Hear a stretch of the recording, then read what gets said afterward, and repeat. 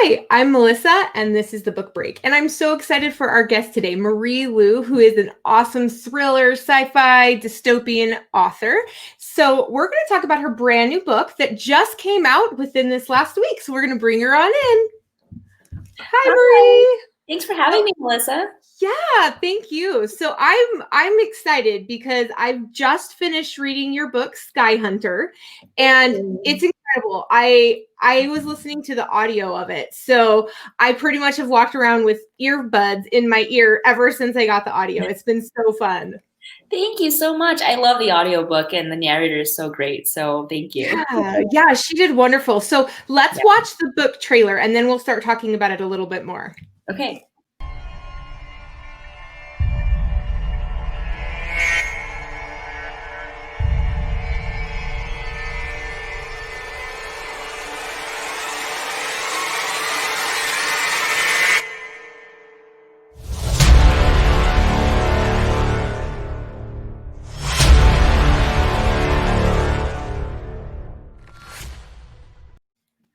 All right, give us a little synopsis about Skyhunter.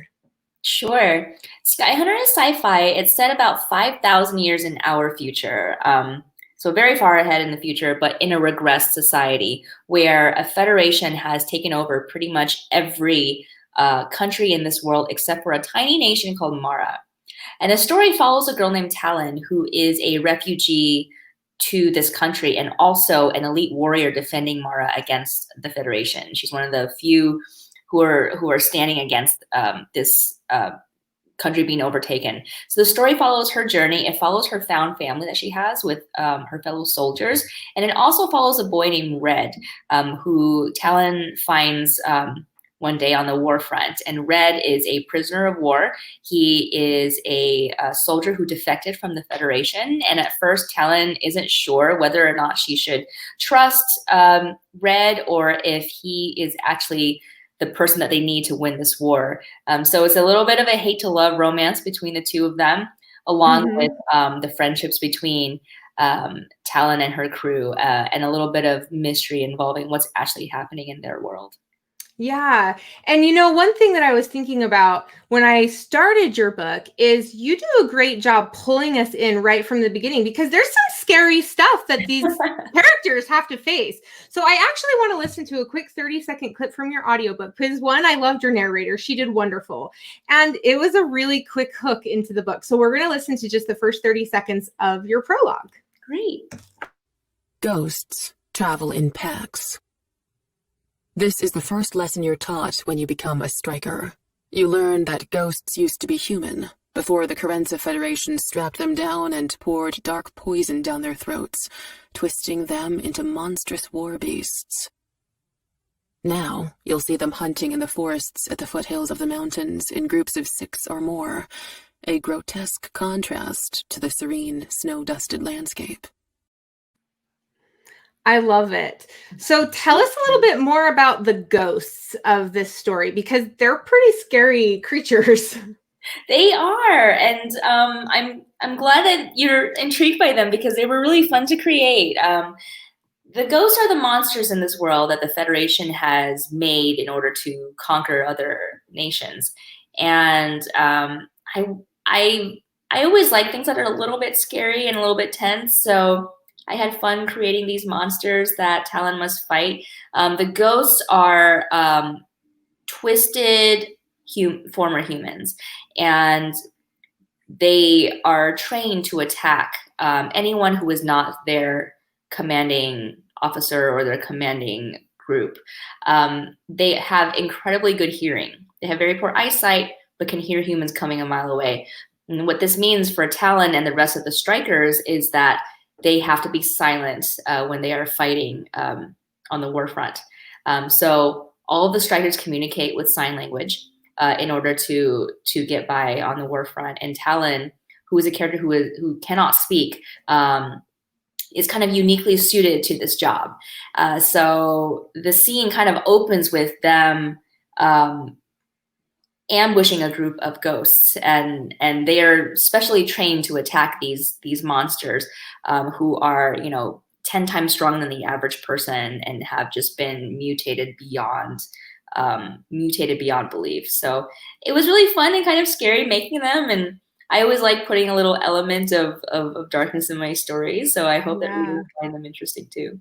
Oh yeah, definitely. I know I did. And it's interesting too, because when I'm reading just for fun, like if it's not related to work, I actually prefer stories that are kind of like the sci-fi dystopian type stories. Yeah. So this is one I would have picked up anyways, to be honest with you. And I found these ghost characters really interesting because it makes us think more about the science of what could be done in a darker world. And so thankfully, we're not in that world right now.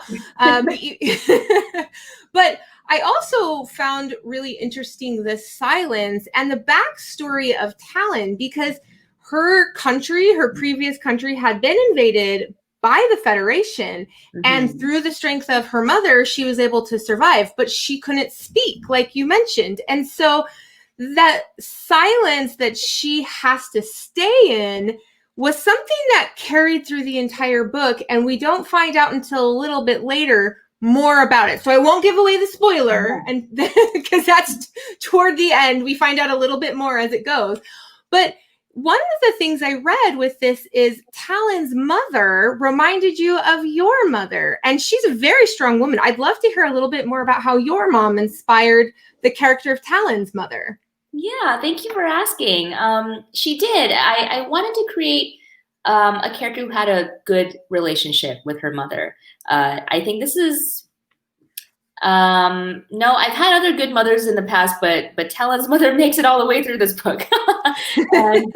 and Talin is inspired. Everything that Talin does in her life is inspired by her mother and by her mother's strength. And that's very much how I see my mother. And, when I was a kid, I was an immigrant. We immigrated to the United States when I was 5.